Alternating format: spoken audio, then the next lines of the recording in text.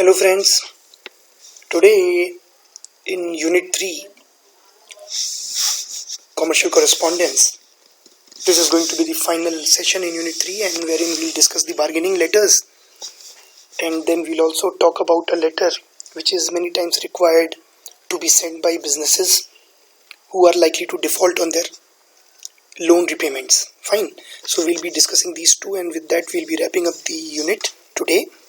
Just doing a recap of whatever we have done till date. We have talked about the different types of commercial correspondences. We talked about the 4 C's of effective commercial correspondence. We talked about how to sign up for a mail account and how to sign in into a mail account and how to start using an email account. We talked about why printed stationeries are required and how they look like, what is the use of such printed stationery for a particular organization. We also looked into the various parts of a letter, and this is a very important topic. You should not forget even a single of these parts. So we talked about the various parts, and then we moved over to layout. We understood that there are different layouts, but we also said that for purpose of our discussion in the class or maybe in the online class, we would only be taking up the full block form. And you would have probably noticed that whatever letter I am writing, whichever letter we are discussing in the online sessions, we are using the full block form only. Then we talked about different types of letters. We took up some examples. Letter of inquiry, for example, one. Then we talked about complaint letters. Then we talked about how to respond to such complaint letters, seeking apology, apologizing for inconvenience to the customer. We talked about another complaint letter. We talked about letter of inquiry when we are requesting for quotation from a prospective supplier.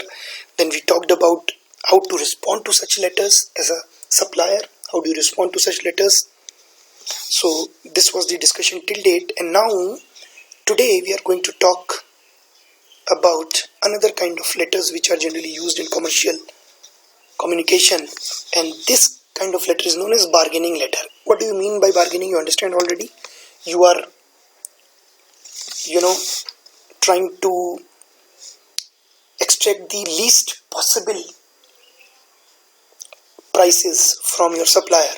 So this is what bargaining is. You do it when you go and purchase various items in the market, also when you go to a vegetable hawker, also then you bargain.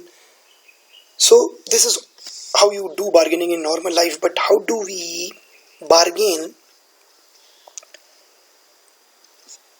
in the form of a letter? How do you write a letter through which you may bargain for lower prices from your supplier? So this is going to be the letter, and please understand this is a continuation from our discussion in the last session. Let me recap the last session for you. First of all, there was a letter of request for quotation from the Government of India, requesting for quotation from the Pranavayu Limited. Then the Pranavayu Limited responded to this particular quotation request, and they said that they would be able to deliver within 10 days, and the price that they said they would be charging was rupees 22,000 per unit. Right? Now Government of India is responding by writing a bargaining letter, and naturally if they are bargaining, they must be looking forward to Pranavayu agreeing to deliver the oxygen concentrators at a price lower than 22,000. Since 22,000 has already been quoted by them, the government probably not be very happy, and that is why they are asking for a lower price. This is why they are writing this particular bargaining letter. So you understand that this letter is written by the Health Minister again, and this is addressed to the Pranavayu Limited manager, Mr. Mohit Suri, and the subject is request for revised offer. Now they are requesting Pranavayu for a revised offer. Now have a look, which means they are requesting the Pranavayu to revise the prices downwards from 22,000 that they have quoted per unit. 22,000 they are quoting, so they want Pranavayu to further reduce the price, and that is why they have written this particular bargaining letter. Dear sir, we thank you for your prompt response to our letter. Now I hope you remember the first letter. I'm coming back just to make you understand. This was the first letter and this was the reference number. So now I hope you understand why reference numbers are important and why they are used. So letter of inquiry, request for quotation, the reference number was this. When Mohit Suri, the manager of Pranavayu, responded, he also quoted the same number. Now you are also quoting the same number so that there is absolute clarity as to which particular letter we are talking about. So thank you for your prompt response to our letter. Our letter was this and you responded to our letter. So we are thanking you for that response, in which you have expressed your interest in supplying 20,000 units of oxygen concentrators to the government of India. So we are just giving a basic introduction of what was the basic idea in that particular letter which you had written to us as a response to our request for quotation. Right? Now, in the second paragraph, now please see the important points have been written here. However, sir, we believe that the prices quoted by your firm at rupees 22,000 per unit are considerably higher than those being offered by other suppliers. So we are telling them point blank that, sir, your prices are way too high. But we are also being courteous. However, sir, we believe, हमें ऐसा लगता है, we are not saying, sir, your prices are high. We believe that the prices quoted by you are more than the prices quoted by other suppliers. We therefore request you to reconsider the terms of sale and revise the price downwards to rupees 19,000 per unit. So government is requesting that if you further reduce your quoted price from 22,000 a unit to 19,000 a unit, a downward revision of rupees 3,000, then probably we would want to purchase from you.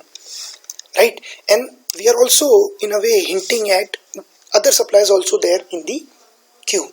So we are hinting to Pranavayu that it is not as if you are the only supplier. Other suppliers are also giving us a lower quote and they are also ready to supply to us. So it's not as if Pranavayu does not have any competition.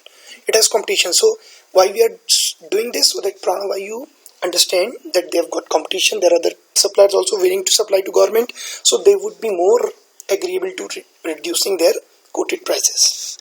Now we would like to have a look at the third paragraph. Now we would like to know your response to this revised offer within a week or sooner, so as to expedite the process of order placement. So we are also telling them that this is our final offer. We asked you for quote in the first letter. Let me go back to the first letter. This one was the first letter. You can pause the video here to go through the contents of the letter again. So this was the first letter where the government asked for quotation. This was the second letter where the Pranavayu actually responded with its quotation and they quoted a price of 22,000 per unit.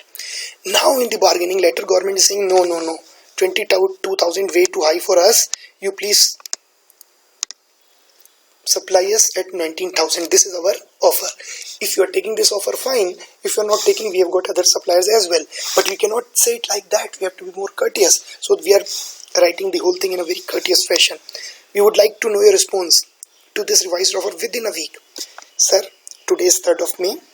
We want to know within a week, that is by 10th of May, whether you have accepted this offer and you are ready to supply us at 19,000 per unit. And in case you are not ready to do that, then okay, we'll purchase from somebody else, but just let us know by 10th of May, within a week. Right? So as to expedite the process of order placement so that we can place the order as fast as possible. Is that okay? So this is how you have to write a bargaining letter. We have bargained with Pranavayu to get a price of 19,000 per unit rather than paying 22,000 per unit which they had quoted. Fine. So this is how you write bargaining letters. So thank you very much for your time. Now we are moving on to the last topic in this session. As I told you right in the beginning, this is a request letter seeking credit extension. Now what do we mean by credit extension? Credit is udhar, right? And suppose you see that because of corona outbreak in the last 1.5 years, since 2020 March, there are so many businesses who have closed down, their businesses which they have not been able to sell their products in the market. So if there is a business which has not been able to sell its products in the market, which has not been able to generate much revenue, they would certainly not be able to repay the loans that they have taken from banks. In such case, what can you do? You cannot straight away go absconding like there are so many business people who are alleged to have taken credit from banks and then fled India, right? There are Choksis and Nirav Modis and Malyas. But there are other options in front of you also. You can seek credit extension. What do we mean by that? You can request your bank, whosoever your financer, it could be a bank also, it could be a non-banking financial company for small companies. Non-banking financial companies are there, so they also do these kind of things. So whenever these kind of letters have to be written, you can write these kind of letters, right? And now you will be requesting them to extend the credit period. What do we mean by this? So for example, if my repayment is due today, let's say I have to repay the rupees 1 lakh that I have got from a bank, I would ask the bank to just give me a credit extension. This would mean that let me pay after 2 months. Rather than forcing me to pay today, give me 2 months time so that I can make the repayment. This is what we mean by credit extension. How do we do that?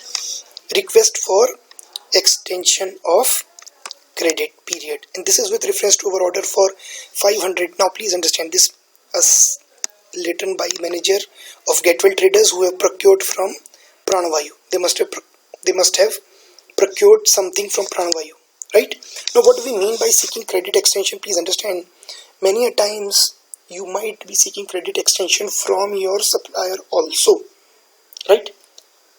In the beginning I said you might seek credit extension from your bank or maybe a non-banking financial company from whom you have procured some, from whom you have taken some loan, but then you can also seek credit extension from your suppliers also, because suppliers might have sold you products on credit, which means you are not paying for the product straight away. You are getting the delivery today, but you are going to pay for the delivery later on. This is what we mean by purchasing on credit. Many times when you go to your neighborhood kirana wala, there also you do the same thing. You purchase the product today, but you promise that okay, we will be making the payments not today but maybe on the 1st of next month when I have my salary, right? So this is purchasing on credit. Now in this case what has happened is this particular company has purchased something on credit from Pranavayu. Now have a look here at the body. This is with reference to our order for 500 oxygen concentrators placed with your firm on April 20th, and we are quoting the reference number so that everything is clear to the Pranavayu Limited manager, which was fulfilled. I hope you understand. The supplies were delivered, the supplies were made, the delivery was made on April 30th. Sir, in this context we regret to inform you of our inability to make the payment against the said order. We are not able to make the payment today because of the business not doing well, right? So we are saying we regret to inform you, we are very sorry to inform you that we would not be able to make the payments today, right? Or we are not going to make the payments against the said order by May 7th as previously committed to us. So Getwell must have committed to Pranavayu that within 1 week of your making the deliveries we would make the payment. So the deliveries were made on April 30th. So they said within 1 week means by 7th of May. But now they are saying they would not be able to make the payment as committed by them earlier. And the reason that they have quoted is the imposition of lockdown in Delhi. Is that okay? So they are simply telling them that yes, we had committed to make the payment within 1 week of the delivery and you have delivered on 30th April, and for us the due date is 7th of May, but we would not be able to make the payment by 7th of May, and the reason is this is genuine reason, so please allow us some credit extension. And this is what they are requesting in the last paragraph.